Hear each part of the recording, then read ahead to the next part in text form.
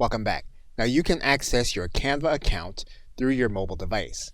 Right now we are looking at an iPhone device, and you can do the same thing with your Android device. So what we're going to do is we're going to go to our App Store, and then we're going to search for Canva. And then when you see the application, you're going to click Get, and then Canva will download to your mobile device. Once it's downloaded, you'll click Open, and you'll then log in using your email and password. Once you do that, you'll then log in, and you'll then have access to the Canva dashboard.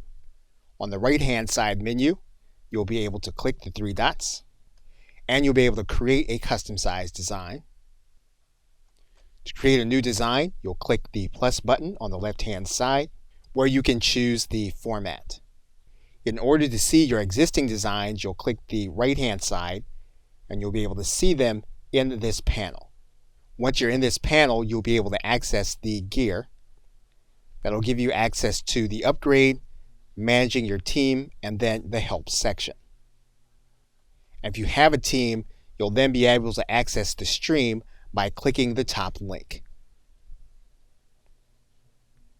Okay, so with that, thanks, and I will see you in another video.